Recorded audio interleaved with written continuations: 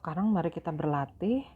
Nah, kita akan menuliskan untuk soal yang pertama, tuliskanlah reaksi hidrolisis pada garam-garam berikut ini. Perlu kita ingat lagi, reaksi hidrolisis itu ada yang hidrolisis parsial, ada juga yang hidrolisis total. Ada juga garam yang tidak mengalami hidrolisis ya. Mari kita lihat satu persatu. Yang pertama, garam yang kita punya adalah natrium karbonat. Nah, natrium karbonat itu rumus molekulnya adalah Na2CO3. Kita uraikan dulu ion-ion apa aja yang ada di sini. Ternyata kationnya ion natrium, anionnya ion karbonat. Natrium ini tidak mengalami hidrolisis karena asalnya dari basa kuat. Sementara ion karbonat ini asalnya dari asam lemah. Jadi yang mengalami hidrolisis adalah ion karbonat. Seperti ini reaksinya. Nah, supaya lebih jelas, saya tuliskan dulu di sini bahwa di dalam air itu ada ion H+ dan ion OH-. Nah, yang akan bergabung dengan ion karbonat pasti ion H+ karena muatannya saling berlawanan nih. Jadi nanti yang akan bergabung dengan ion karbonat adalah ion H+ membentuk ion hidrogen karbonat. Nah, sisanya OH-nya akan dihasilkan di situ. Seperti itu. Nah, berarti hidrolisis ini adalah hidrolisis parsial dan garamnya sifatnya adalah basa karena menghasilkan ion OH-. Jadi ini adalah hidrolisis parsial.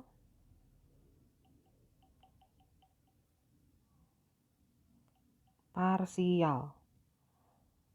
sifat garamnya basa karena menghasilkan ion OH- ekstra di situ ya. Jadi pasti nanti pH-nya di atas 7. Kita lihat lagi berikutnya, garamnya adalah amonium sulfat. Amonium muatannya 1+, sulfat muatannya 2-. Jadi seperti ini rumusnya. Kationnya ion amonium asalnya dari basa lemah, dari amonia. Anionnya sulfat asalnya dari asam kuat. Jadi pasti yang mengalami hidrolisisnya adalah ion amoniumnya. Nah, gimana reaksi hidrolisis ion amonium? Ion amonium bereaksi dengan air. Seperti ini. Nah, ingat di dalam air itu ada ion H+ dan ion OH-. Yang akan bergabung dengan ion amonium pasti ion OH-nya. Dia akan membentuk seperti ini. Nggak apa-apa lah ya, ini senyawa hipotesis. Kita tuliskan seperti itu, boleh. Atau bisa juga kita tuliskan dengan cara lain. Nah, caranya adalah kita tuliskan dia akan menjadi ion NH3. Nah, ada H+ lepas di situ, H+-nya akan bergabung dengan air. Seperti ini. Jadi garam ini terhidrolisis sebagian dan menghasilkan ion H3O+. Ion H3O+-nya akan menyebabkan larutan ini bersifat asam. Jadi terhidrolisis sebagian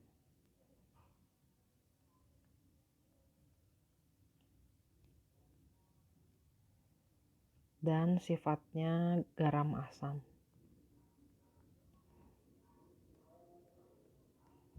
Seperti itu. Berikutnya kita punya amonium asetat. Amonium NH4, asetat CH3COO-. Kationnya berarti ion amonium, anionnya ion asetat. Nah, ini keduanya berasal dari basa lemah dan asam lemah. Jadi keduanya mengalami hidrolisis. NH4-nya dulu mengalami hidrolisis. H+ dari NH3-nya dilepas ke air. Jadi tinggal NH3. Nah, H+-nya bergabung dengan H2O. Berarti dia menghasilkan ion H3O+ atau ion H+, sifatnya nanti asam. Nah, CH3COO- juga ternyata mengalami hidrolisis. Kalau CH3COO- pasti nanti dia akan mengikat H+ dari air. Ini bergabung. Nah, OH- dari airnya nanti tersisa. Jadi nanti hasilnya CH3COOH ditambah OH-. Nah, ini hidrolisisnya total nih, ada 2. Soalnya kationnya terhidrolisis, anionnya juga. Nah, sifat larutannya asam atau basa nanti tergantung mana yang lebih banyak. Konsentrasi ion H3O+-nya atau OH-nya. Jadi ini hidrolisis total.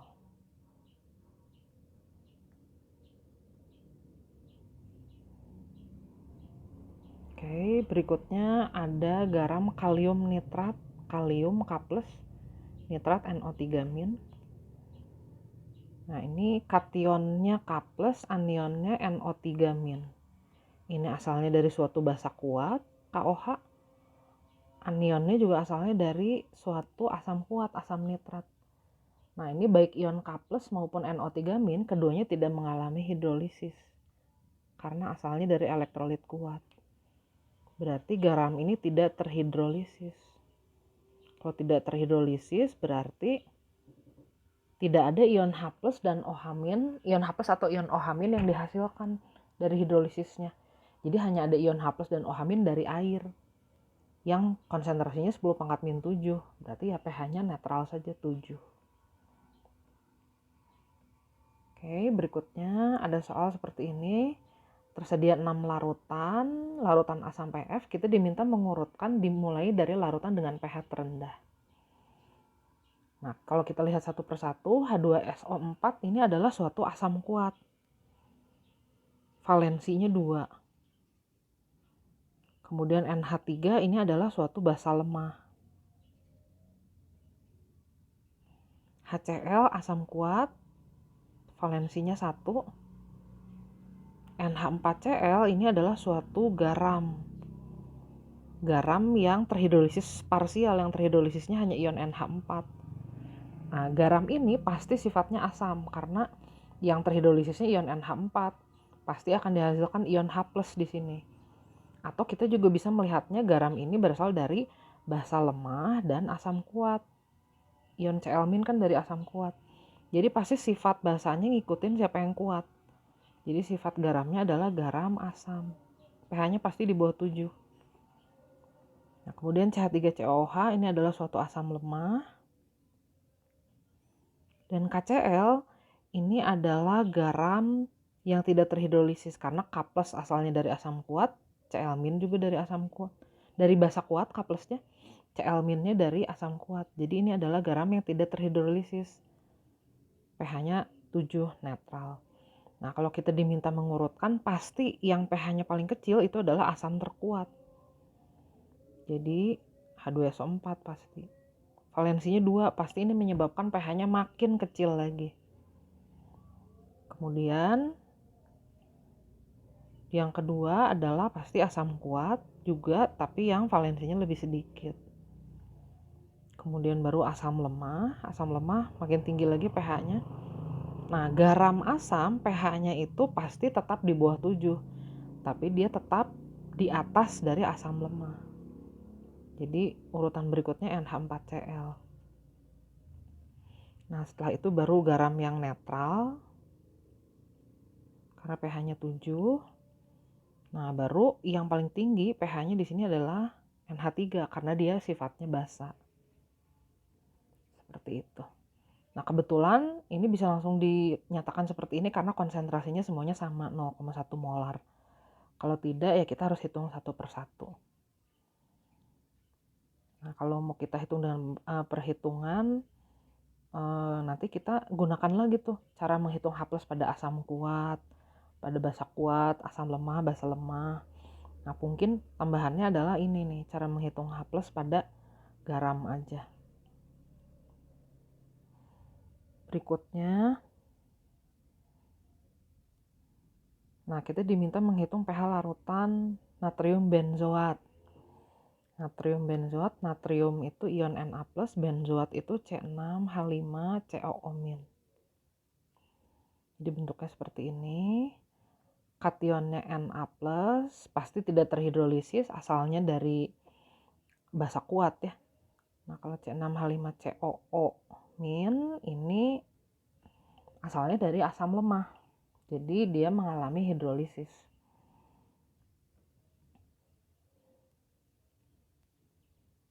Garamnya 0,1 molar, berarti masing-masing kation dan anionnya juga sama. Yang mengalami hidrolisisnya ion benzoatnya. Saya tuliskan di sini. Ion benzoat itu ion min, pasti nanti dia mengikat ion plusnya ya, ion H plusnya dari air. Seperti itu. Nah, garamnya akan bersifat basa. Jadi kita hitung konsentrasi ion OH-nya. Gunakan rumus yang sudah diturunkan.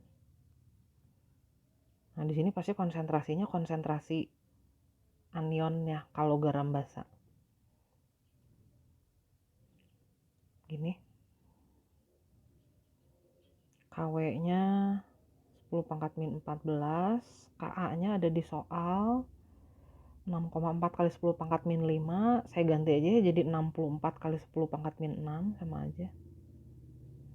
Konsentrasi CH3COO-nya 0,1 molar. Gini. Ini jadi ada akar 1/64, keluar 1/8 ya. 10 pangkat min 14 min 1 berarti min 15. Min 6 berarti min 9. Kalau diakarkan 10 pangkat min 4,5. Nah, berarti pOH-nya min logaritma angka itu, min logaritma konsentrasi ion OH-nya, berarti 4,5 dikurangi log 1/8. Atau kalau saya rubah bentuknya berarti jadi 4,5 ditambah log 8. Berarti pH-nya 14 dikurangi 4,5 tambah log 8. 14 dikurangi 4,5 berarti 9,5 ya. Dikurangi log 8. Ini berarti 9,5 dikurangi 3 kali log 2 ya. Log 2 itu 0,3. Seperti ini. Jadi pH-nya adalah 9,5 dikurangi 0,9. Berarti 8,6. Nah, ini adalah suatu garam asam. Garam basa, sorry. Karena pH-nya di atas 7. Berikutnya, kita akan menghitung pH amonium sulfat. Amonium sulfat rumusnya seperti ini. Nah, ini hidrolisisnya sebagian juga nih, karena yang terhidrolisis hanya ion amoniumnya yang berasal dari elektrolit lemah. Ion amoniumnya. Hidrolisisnya seperti ini. Kok nggak kayak panah bolak-balik? Nah, gini.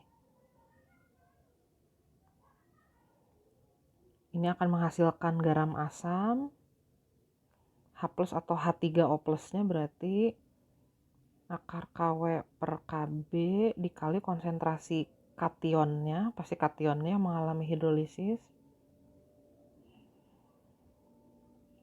Konsentrasi kationnya 0,4 molar.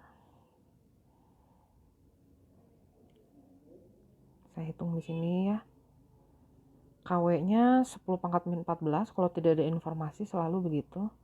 KB-nya tadi 1,8 dikali 10 pangkat min 5 Saya ganti jadi 18 kali 10 pangkat min 6. Konsentrasi ion NH4 plusnya 0,4 molar.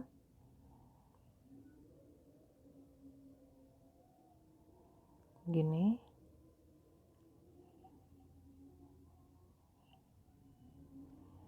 Oke, ini berarti jadi 4/18 dikali 10 pangkat min 14 min 1 berarti min 15 min 6 gini. Akar 4/18 diperkecil dulu ya, jadi 2/9. Jadi akar 2/9 dikali 10 pangkat min 9. Ini berarti bisa keluar akarnya 1/3 dikali akar 2 dikali 10 pangkat min 4,5. Berarti pH-nya adalah min log konsentrasi ion H+.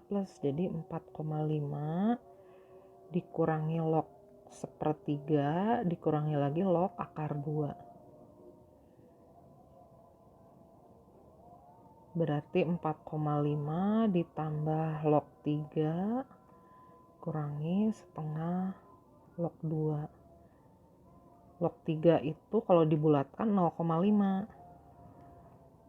Log 2 itu 0,3.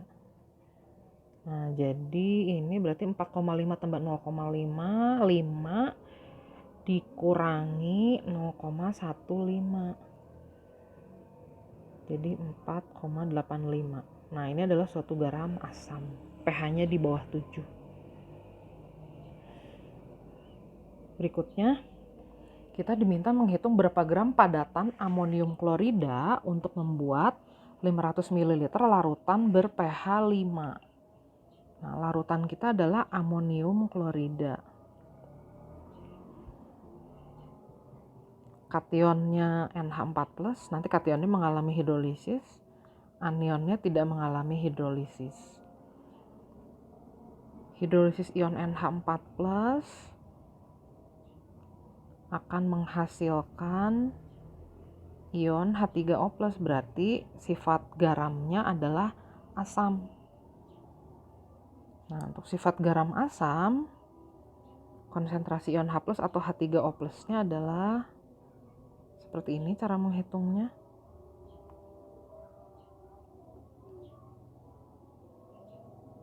Nah, pH larutannya 5, berarti konsentrasi ion H+-nya 10 pangkat min 5. KW-nya 10 pangkat min 14, KB-nya ada di soal. 1 kali 10 pangkat min 5. Saya masukkan di sini. Nah, kita bisa menghitung konsentrasi ion NH4+ dari garamnya. Ini kuadratkan aja kedua sisi, jadi nanti kita dapat konsentrasi ion NH4+-nya. Ini adalah 10 pangkat min 1 molar. Nah, tujuan kita adalah menghitung berapa massa garam NH4Cl-nya. Nah, ini saya tuliskan lagi di bawah supaya jelas. NH4+-nya 10 pangkat min 1 molar. Berarti garamnya juga 10 pangkat min 1 molar.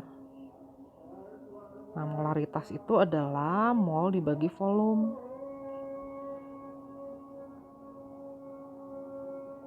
Atau massa dibagi mR, ini adalah molnya kali volume. Jadi kalau kita turunkan, massa itu adalah molaritas dikali mR dikali volume. Molaritasnya 0,1. Nah, mR NH4Cl kalau dihitung itu adalah 53,5. Volumenya 500 ml. Nah, kita hitung dulu, ini satuannya nanti jadi dalam miligram. Kalau mau dirubah jadi gram nggak apa-apa, tinggal dibagi 1000. Ini kalau dihitung 2675 miligram.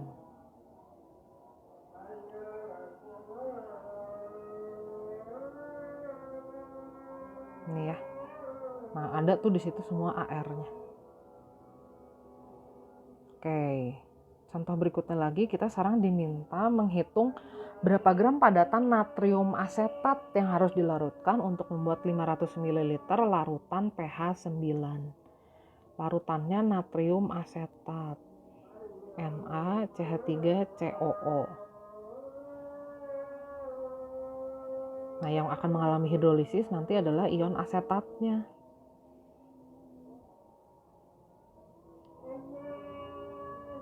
Atau dengan kata lain, garam ini adalah garam basa. Udah jelas ya, soalnya kelihatan juga tuh dari soal pH-nya 9. Nah, tugas kita mencari berapa masanya. Jadi kita ingat aja ada persamaan ini. Ini udah diturunkan. Bahwa konsentrasi ion OH- itu akan sebanding dengan Kw per Ka atau Kh, tetapan hidrolisis, dikali konsentrasi anionnya, karena yang terhidrolisis anionnya. Nah, pH-nya 9. Kalau pH-nya 9 berarti POH-nya 5. Konsentrasi ion OH-nya berarti 10 pangkat min 5. Jadi saya masukkan ke sini 10 pangkat min 5 sama dengan akar. Nah, Ka-nya 10 pangkat min 5 juga ada di soal. Nah, kita akan dapat konsentrasi ion CH3COO-nya. Ini ternyata 10 pangkat min 1 molar. Nah, konsentrasi CH3COO-nya dari NaCH3COO udah tahu nih. Jadi kita bisa tahu konsentrasi totalnya. Lalu kita bisa hitung masanya. Ini 0,1 molar, berarti garamnya juga 0,1 molar. Tadi kita udah turunkan rumusnya, massa itu molar dikali mr dikali volume. Molarnya 0,1. Nah, mr natrium asetat itu kalau dihitung itu tadi adanya data AR-nya, bisa kalian cek juga. MR-nya itu 82. Volumenya ingin dibuat 500 ml. Jadi 0,1 kali 82 dikali 500. Masanya adalah 4100 mg. Kenapa miligram? Karena satuan volumenya tadi mililiter. Kalau mau dijadikan gram bisa bagi 1000 aja. Seperti itu. Nah, sekarang nomor 6 kita diminta menghitung pH campuran CH3COOH dan KOH. Suatu asam lemah dicampur dengan basa kuat. Tentu akan terjadi reaksi nih antara asam dan basanya, membentuk air. Nah, ini asamnya kalau dihitung jumlahnya 5 milimol, basanya 5 milimol juga. Berarti kalau kita hitung keduanya tepat bereaksi,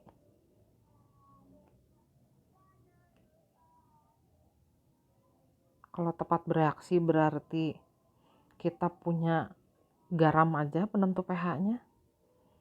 CH3COOK ini dia terurai jadi CH3COO- dan K+. Yang akan mengalami hidrolisis adalah ion CH3COO-nya. Hidrolisisnya berarti parsial, dia akan menghasilkan ion OH-. Nah, kita hitung dulu konsentrasinya. Si garamnya ini yang terbentuk 5 milimol, sementara volume total campuran ini adalah 50 ditambah 50 ml, totalnya 100 ml. Berarti 0,05 molar ya. Berarti ion yang akan terhidrolisisnya juga 0,05 molar. Ion yang akan mengalami hidrolisis ion CH3COO-. Nanti akan dihasilkan ion OH-. Berarti garamnya bersifat basa. Jadi kita hitung konsentrasi ion OH- dengan cara seperti ini. Nah, konsentrasi CH3COO- udah ada tuh di situ.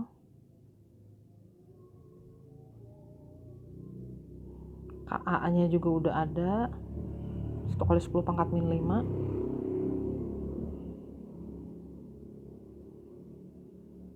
Seperti itu. Ups, sorry. Nah, ini jadi angkanya 10 pangkat min 5,5 akar 5. Berarti POH-nya adalah 5,5 dikurangi log akar 5. pH-nya kalau dihitung berarti 8,5 ditambah log akar 5. Ini kalau dihitung pH-nya jadi di atas 7 ya. Garamnya garam basa. Oke, lanjut lagi. Sekarang kita punya campuran NH3 dan H2SO4. Ini amonia direaksikan dengan asam, hasilnya adalah garam amonium. Seperti ini persamaannya. Amonianya 20 milimol, 100 ml 0,2 molar dikalikan. H2SO4-nya 100 ml 0,1 molar, 10 milimol. Nah, ini dua-duanya tepat bereaksi. Jadi di akhir kita punya garam NH4 2 kali SO4 10 milimol. Nah, garam itulah nanti yang menentukan pH. Kita lihat dulu hidrolisisnya parsial atau total. Ternyata yang akan mengalami hidrolisis hanya ion amoniumnya aja ya, ion sulfatnya enggak. Kan asalnya dari basa lemah dan asam kuat. Kita hitung dulu konsentrasinya. Ini garamnya tadi terbentuk 10 milimol. Volume total larutannya 100 ditambah 100 ml jadi 200 ml. Ini jadi 1/20 atau 0,05 molar. Nah, ion amoniumnya berarti 0,1 molar. Karena koefisiennya 2 kali tuh. Nah, ion NH4 nanti akan menentukan pH karena dia mengalami hidrolisis. Saya tulis lagi. Nah, garamnya bersifat asam.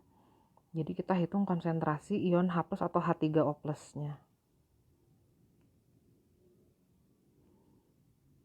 Nanti kita masukkan konsentrasi ion amoniumnya. Kw 10 pangkat min 14. Kb-nya ada di soal 10 pangkat min 5. Konsentrasi NH4+-nya 0,1 molar.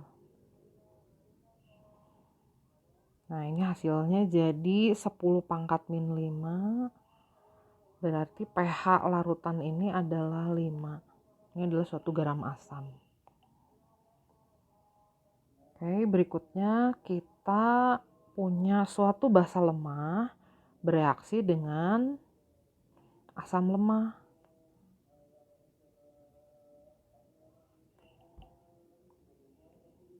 Basa lemahnya 10 milimol, asam lemahnya juga 10 milimol. Dua-duanya habis nih.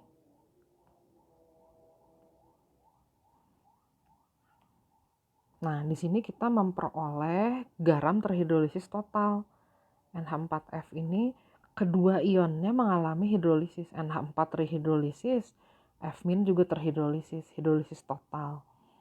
Nah, untuk menghitung pH garam yang terhidrolisis total, sebenarnya ini setelah diukur dengan pH meter, ternyata kita bisa menghitungnya dengan pendekatan rumus seperti ini. Konsentrasi ion H+-nya untuk garam terhidrolisis total itu tergantung dari ini, Kw dikali Ka per Kb-nya. Jadi didekati dengan rumus ini.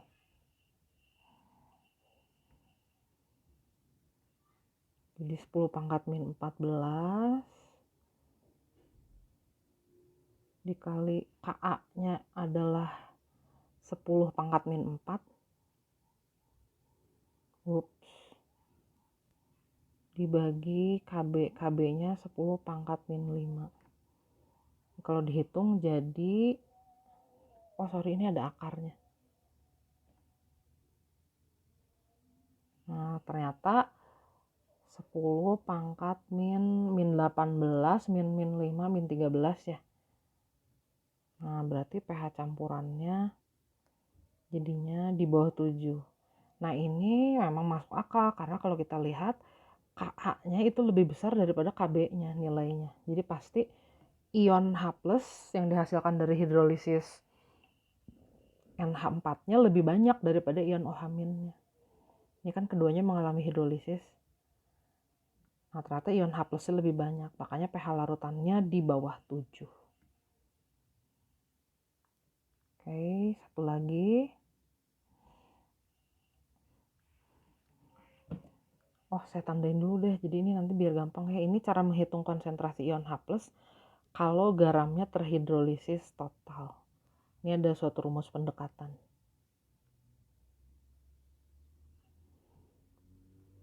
Oke, sekarang kita lanjutkan.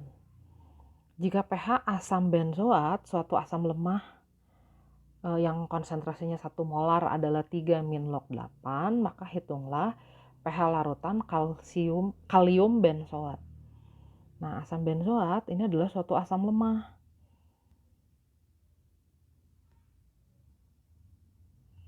Nah, kalau kita mau menghitung Ka-nya,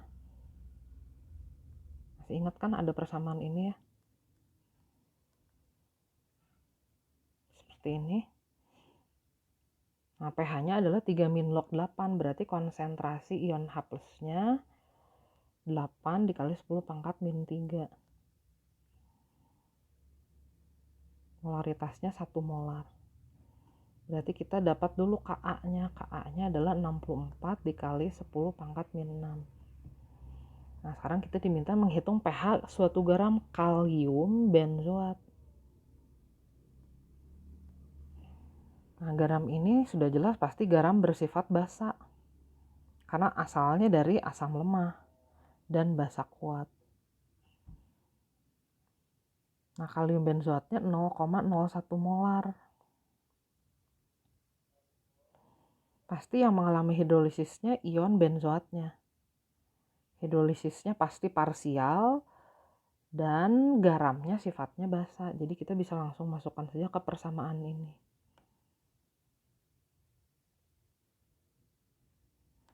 Dikali konsentrasi C6H5COO-nya.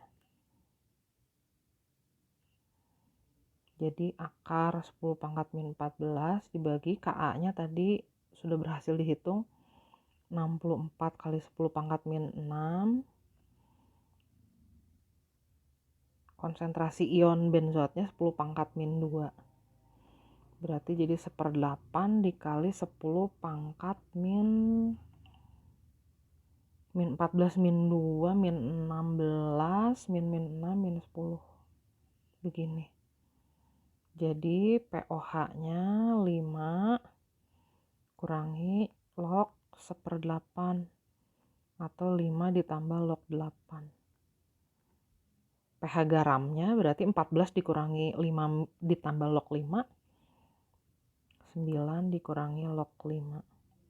Log 5 itu 0,7. Gini. Nah, jadi kita bisa langsung melihat suatu garam ini bersifat asam atau basa, dilihat aja dari mana yang kuat. Ini kan yang kuatnya ion K+-nya ya. K+-nya berasal dari basa kuat. Pasti basanya, garamnya bersifat basa.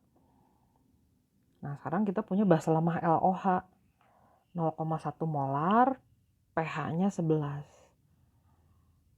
Dalam suatu basa lemah, kita bisa menghitung konsentrasi ion OH- dengan cara ini. Nah, pH-nya 11, kalau pH-nya 11 berarti POH-nya 3. Berarti konsentrasi ion OH- 10 pangkat min 3. Nah, kita bisa hitung dulu Kb dari LOH-nya. Kb-nya berarti 1 kali 10 pangkat min 5. Dikuadratkan kiri kanan. Nah, sekarang kita punya larutan garam L2SO4. Garam ini terdiri dari basa lemah dan asam kuat. Pasti garam ini sifatnya asam. L2SO4-nya 0,2 molar. Berarti ion L-nya 0,4 molar. Ion sulfatnya 0,2 molar. Tapi yang terhidrolisis ion L-nya. Jadi pasti garam ini sifatnya asam. Saya tuliskan di sini hidrolisisnya. Berarti nih dihasilkan ion H+, garamnya garam asam. Nah, kita akan hitung konsentrasi ion H+-nya. Ini akar KW per Ka. Nah, kebetulan tadi kita sudah hitung, bukan Ka, Kb. Dikali konsentrasi ion L+-nya. Nah, Kb-nya tadi sudah dihitung. Berapa tadi dapatnya? 10 pangkat min 5. L+-nya ini 0,4 molar.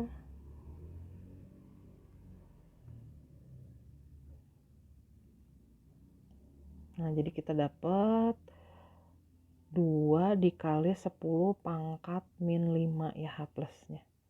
Jadi pH L2SO4 0,2 molar adalah 5 dikurangi log 2.